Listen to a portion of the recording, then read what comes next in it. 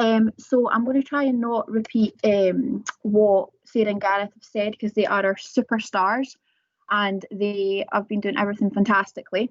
This was our approach that we took as a school to start with when we felt like we were not going to be in school at all, or when we thought we were only going to be in 1 or 2 days a week. So this was kind of our idea, and we decided that this was actually quite a good idea, so we ran with it. So once we've been back in school, albeit we're back in school 100%, we have been keeping this going, and that's kind of where a lot of the ideas have come from that Sarah and Gareth have spoken about. So in terms of our whole school, we are taking it as a kind of two-pronged attack, and we are investing in both hardware resources and basically our staff is our main resource.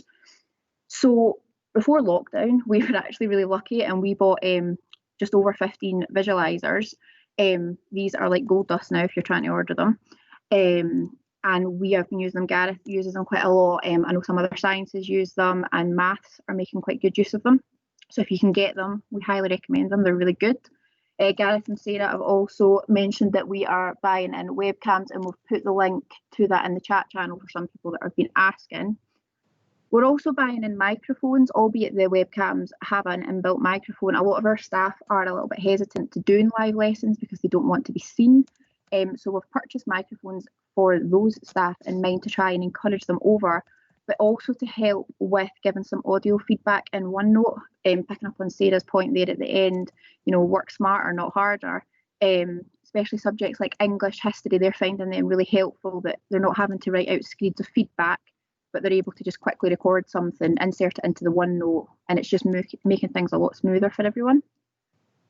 In terms of our staff, we have had a massive push. So Gareth and Sarah were hosting lots of webinars regularly through lockdown. I think they were on something ridiculous like 6 a week to help upskill our staff. We're keeping that running in school now. So we are doing a monthly training session with staff that is completely and utterly voluntary. That is hosted at the end of the month, and staff can come along, and it's kind of basically driven by staff what they are worried about or what they feel like they need more skills in. So we've already hosted one on live lessons, and we'll be doing that again probably at the end of this month, I would imagine. We have a digital skills newsletter that we share once a month after the session. So the newsletter goes out at the start of the month, and the training sessions at the end of the month. And it's just to kind of share the good practice that we've seen around the school, or any questions that we've seen, give some help videos if we've found them. It's just to try and give people the majority of support that we can in the quickest and easiest way we can. At Queen Anne, we have monthly ASN sessions. So we have actually got a digital skills section in there now to help just kind of showcase the different support tools that are actually in OneNote and Teams, so your immersive reader, etc. Just to kind of share that with staff and just kind of try and make that a little bit more seamless in class, so that the pupils that are using that don't actually feel that they're standing out. We found that really helpful at Queen Anne because it's encouraging pupils to use it more. A lot of our pupils are now actually using it when they're reading over the notes. They're just putting their headphones in and listening to that rather than reading, which is good. In terms of whole school approach, some of this has been mentioned by Gareth and Sarah, so I will try my best not to repeat it. On our in-service days, we're doing a showcase. So we ran one in August, and in August we were doing things like Menti, diagnostic questions. We had staff coming in showing how they use Teams for peer marking. We had people showing how they use voiceovers for PowerPoint to kind of help upskill staff. And the whole point of this is it's a quick 5-minute snapshot of why something is helpful in your class. It does flag your staff up as being really good, and then it gives them a pat in the back, and it also means that staff in the school know who to go to get help. We're sticking with the blocks of work, so departments are being asked if they can to upload works and kind of like a bit like what Gareth was showing for the future, so that pupils are aware of what's coming, so if they are off, they know what they're going to miss out on. We have a multitude of staff in school who are highly skilled, and basically our staff, we're really lucky here at Queen Anne. They're keen to learn new skills, but they're also keen to try them out. We've got a really strong backing from SLT this year, and we've created a policy document that's just kind of helping staff know how to navigate this blended learning. So it's giving them advice on how to run live lessons, what an expectation of a pupil would be in that, what an expectation of a member of staff would be in that. And it's just kind of trying to remove some of the fear of the unknown.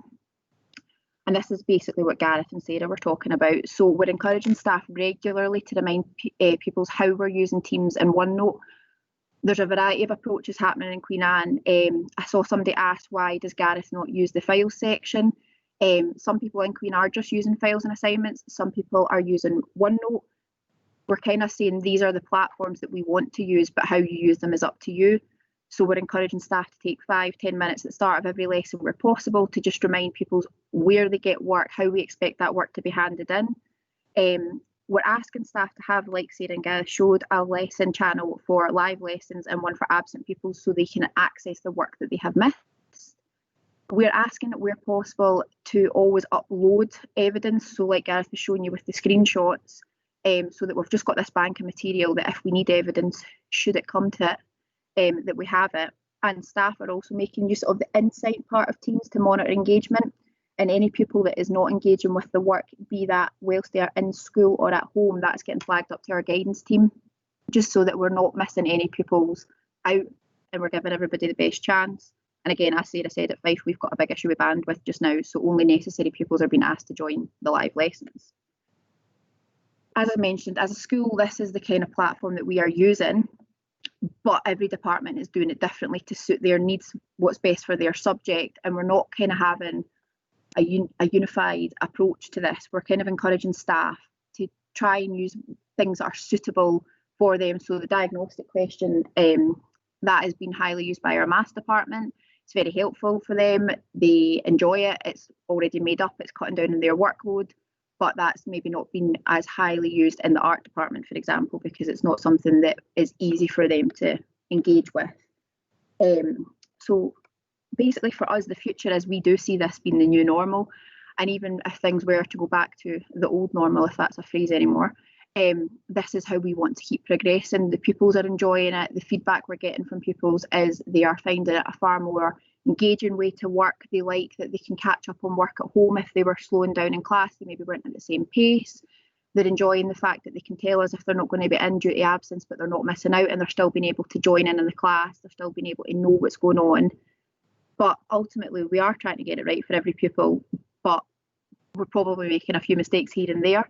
And we're just using the skills that we have of the staff that we've got in the school just now to try and get this do the best we can for our pupils, and just build on the experiences that we've got. Sarah's right, we've had a lot of experiences with lockdown, and we're basically just trying to learn from that and do better this time. So hopefully that we can keep this going, because ultimately all this hard work and upskilling of our staff, we want to keep it moving forward so that we keep this momentum going, so that people will always be able to benefit from this and that we won't default back to not utilising their digital skills. So yeah, that is us at Queen Anne.